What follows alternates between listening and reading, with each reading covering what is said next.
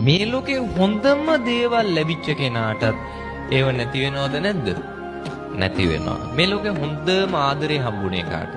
අපි දන්නේ විදියට සිද්ධාර්ථ කුමාරයාට. හැබැයි ඉච්ඡර ආදරය කරපු ආදරෙත් වෙන් වුණාද නැද්ද? වෙන් වුණා. මේ රාහුල කුමාරයා ඉපදිච්ච දවසේ අර යශෝදරාව දාලා සිද්ධාර්ථ කුමාරයා යන්නේ. හැබැයි බලන්න මේ ආදරේ මං කියන්නේ වර්තමානයේ අපි ඔය කියන මවාගත්ත ලෝකෙක ඉන්න ආදරයට වඩා අපි හිතනවා නම් වර්තමානයේ අපි කරන ආදරේ තමයි හොඳම එක කියලා.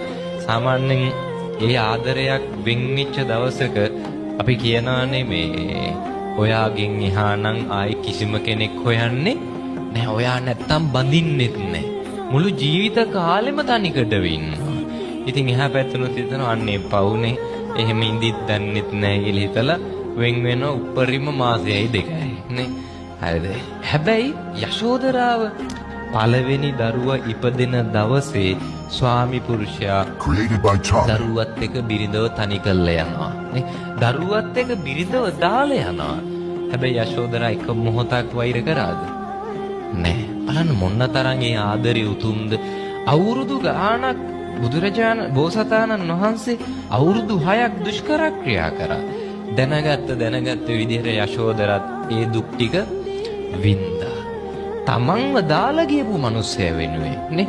තමන්ව අතහැරලා ගියපු මිනිස්සයා වෙනුවෙන් යශෝදරා දන්නේ බුදු වෙන්න යනවා කියලා නේ.